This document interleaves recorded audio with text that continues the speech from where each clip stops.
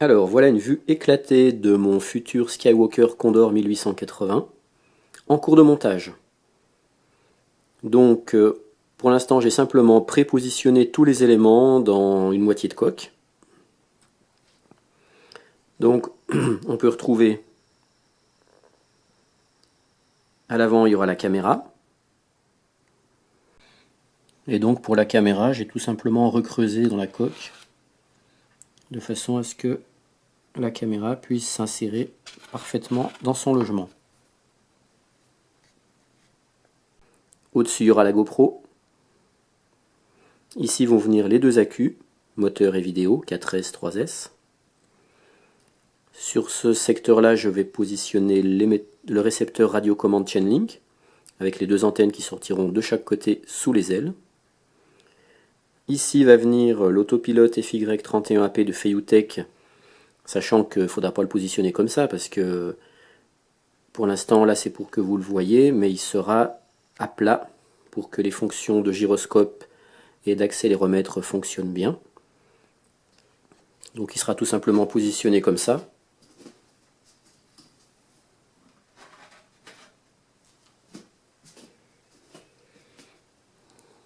Sur des petits coussins amortisseurs prévus pour éviter les vibrations. Là je vais fixer l'OSD Hornet.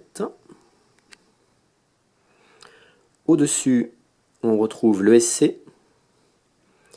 Ici va venir le GPS, sachant que le GPS il sera forcément dirigé vers le ciel, donc il sera comme ça.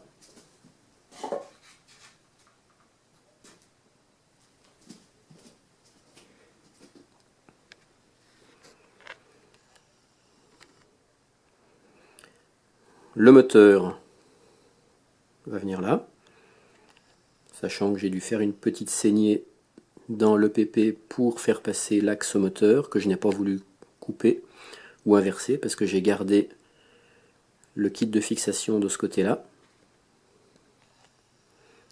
Et puis ma nouveauté, ça va être, je pense, de fixer l'émetteur vidéo orienté vers la terre, vers le bas. Donc je pense que je vais faire une petite encoche pour fixer le boîtier de l'émetteur légèrement dans la coque de l'avion, mais pas trop, pour éviter que ça surchauffe, pour qu'il puisse quand même se refroidir. Et l'antenne sera dirigée donc vers le sol. Et donc il faudra bien que je fasse attention pour qu'à chaque atterrissage, l'antenne puisse se replier dans le bon sens, sans venir forcer sur l'axe de l'antenne. Donc comme ça.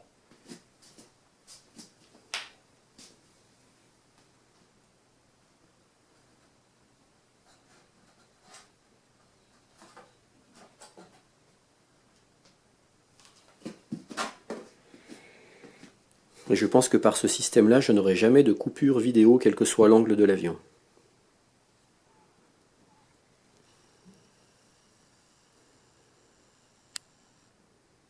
Donc j'ai fait un premier test en mettant tous les composants et en assemblant les deux coques de façon provisoire avec des élastiques ou avec des lanières de fixation. Et l'avion serait proche du bon point d'équilibre, c'est-à-dire que les composants seraient bien positionnés de sorte que l'avion serait assez bien équilibré. Et puis donc là j'ai commencé à renforcer les points d'ancrage des ailes, parce qu'en fait c'est ici que vont venir se fixer les ailes, et que tout le poids de l'avion en vol va s'exercer. Donc pour l'instant j'ai simplement renforcé avec du scotch à l'intérieur et à l'extérieur. Et je verrai si je rajoute encore peut-être un renfort là-dessus. Je vous montre également comment j'ai aménagé la trappe.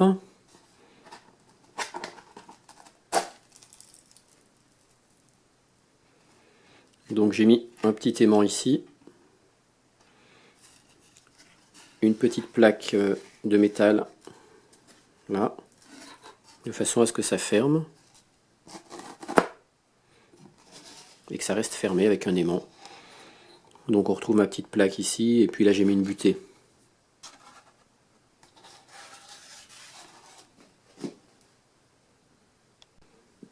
Voilà une vue détaillée de la queue, donc je vais bien mettre le cerveau de la profondeur ici.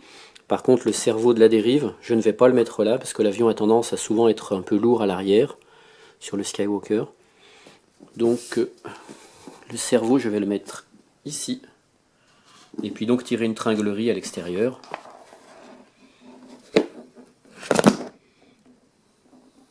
Qui va aller donc à l'arrière de l'avion pour exercer la dérive.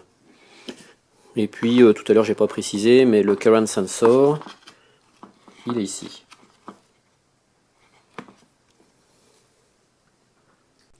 Pour pallier aussi à un des points faibles du Skywalker, je vais glisser une petite tige de carbone, très très fine et large de 4-5 mm. Donc je vais la mettre sur la tranche comme ça, en la coudant, de façon à ce qu'elle vienne comme ça et comme ça. Donc pour rigidifier la queue, pour éviter justement que la queue se déplace, parce qu'elle a tendance à être instable comme ça. Voilà, pour la rigidifier dans ce mouvement-là. Et je fixerai aussi 2 tiges de carbone cylindriques de chaque côté. Voilà la tige de carbone. Donc je les ferai prendre comme ça, là, pour rigidifier aussi avec la dérive de profondeur.